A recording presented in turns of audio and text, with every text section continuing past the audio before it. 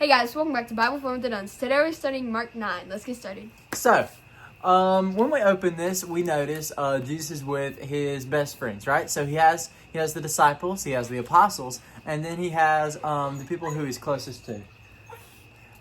He's crazy. Ignore. Yeah. So he has the people he's closest to, and that's Peter, James, and John, right?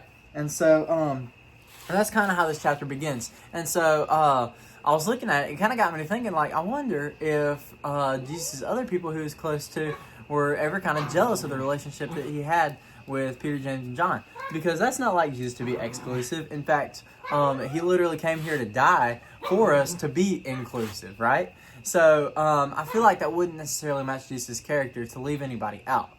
So if it's not Jesus, then logically it has to be the other people.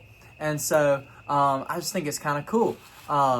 These people, Peter, James, and John, they were closest to Jesus probably because they sought out Jesus the most. They spent the most time with him. They were the most intentional with him, and they had the best relationship with him because of it. And so because of that, it says that they were able to see more miracles than anybody else. Mm-hmm. And they were, do you want to hear? They were able to see Jesus working more than anybody else was. And they got that privilege because they spent the most time with him.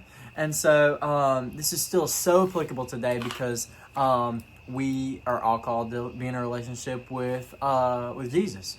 And so ignore him. But he's not. So to grow closer to Jesus, it's he's already given us everything that we need, right? He came down here and he literally, like, his whole mission was to be inclusive. And so what it is, it's our choice, not just to start following him, not just to establish that relationship with him, but also to grow that relationship and to keep on growing that relationship so that we can grow closer to him and we can just have that connection with him so that he shows us. He continues to reveal himself over and over again to us because when we spend the most time with him, then that's when we're really exposing ourselves to more of his power. So you're saying any of us can be Jesus' bestie? That's right. Okay. Told y'all. Okay. Okay. So my takeaway I'm just his favorite. is just what I liked is something that we all just found pretty interesting, and it actually picks up right after what Jax was talking about. So, Jesus and the besties, basically, they were going up, and so they were going up to this mountain place, and so while they were there, Jesus gets transfigured or whatever. Transfigured. Don't cry on me. Orville says hi.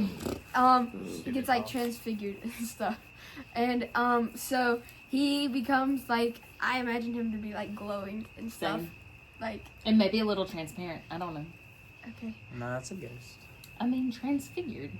They literally asked if he was a ghost before, and he said no. So I know he's not a ghost, but you don't know what his transfiguration looks like. Anyway. This is how our discussions go. So, hold on, where even was I? Oh yeah, so, Jesus, he's transfigured, and, he's up there, but it's not just him and the besties. It's also, Elijah and Moses, and if you didn't know, they're dead, so this got really weird. dead, over 1,000 years dead. Yeah, they're, really dead, and so they're just chilling up there, and they're also kind of glowing too, I guess. I don't know. I think they would be glowing. But they're just chilling up there. And so what's really cool is in the Old Testament, they separate it into two-ish groups of just two broad categories. And it's the law and the prophets. And Moses, he actually wrote basically all of the law. The law. Mm-hmm. So Genesis, Exodus, Leviticus, Numbers, Deuteronomy. Very good. Yeah. And so he wrote that stuff. And Elijah, he's coming and he's representing the prophets. And so it's just really cool because God is basically showing how he was yeah, I literally predicted this. And yeah. It's God showing this was his plan all along.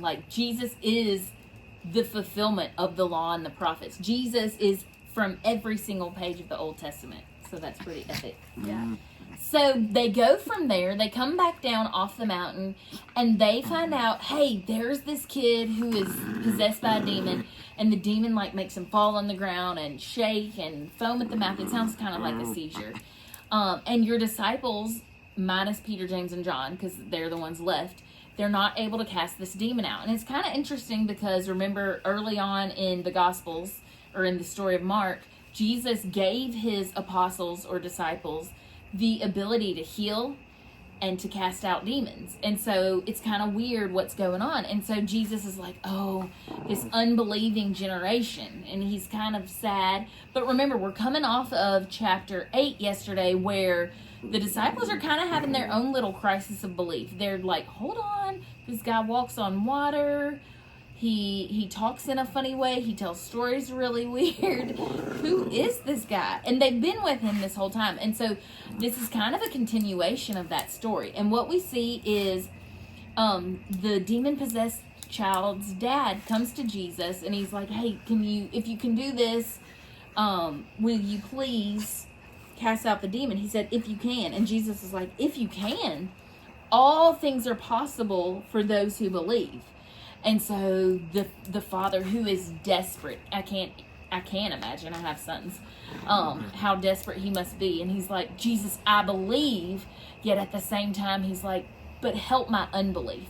And this is right here is one of my very favorite passages of scripture, because I have a lot of sympathy and compassion for this father. I have a lot of sympathy and compassion for the apostles who have Jesus in their midst, and they're kind of trying to figure out what to do with him. I think this is what it is to have a faith journey. I think this is what it is to get saved and continue to walk with Jesus for the rest of your life. Every single day, it's this pursuit of him and this seeking to understand who he is. And throughout, I shared yesterday that there are moments like I bank all of my future and eternity that the Bible is true and that Jesus is who he says he is. But that doesn't mean when God shows himself to me more and more and more in different ways that I'm not like shocked and surprised, and I have those moments like, oh my goodness, this really is real. So faith is this process. Our salvation is a one-time thing, but it's also a daily decision to follow after God. And so it reminds me of that scripture that says to work out your faith, work out your salvation with fear and trembling. Like, this is something you wrestle with. There are times where you might disagree with God. There are times where you need to come to God with all your feelings and emotions. Pull a David and be like, where are you? Or, I expected this of you, God.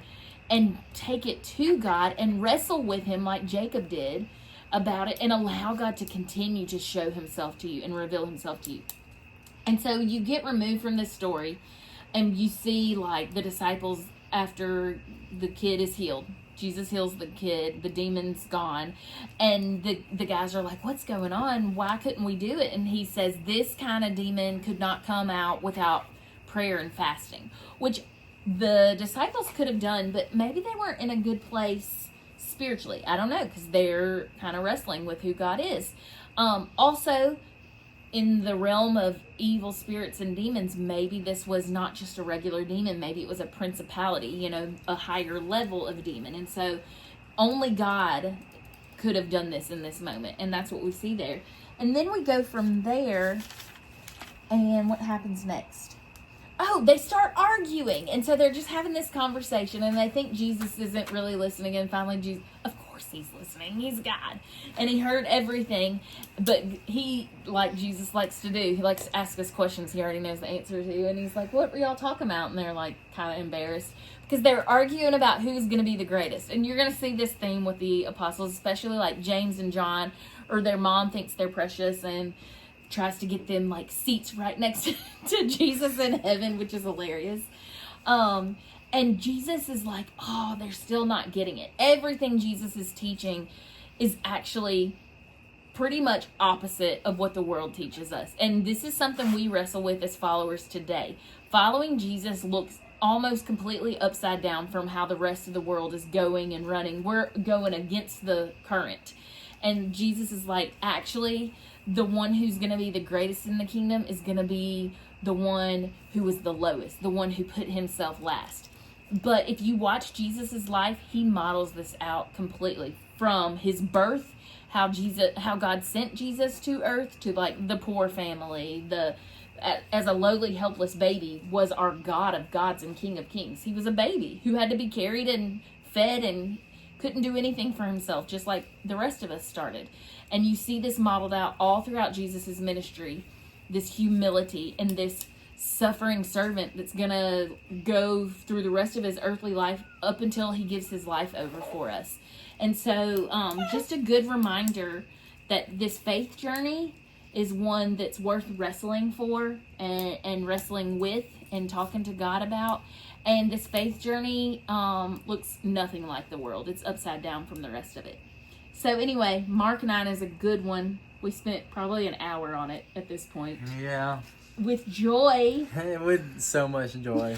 Yeah. And It also, is our bedtime. Also a little bit of tiredness and wanting to Yeah. get in the shower. Yep. So thanks for joining us.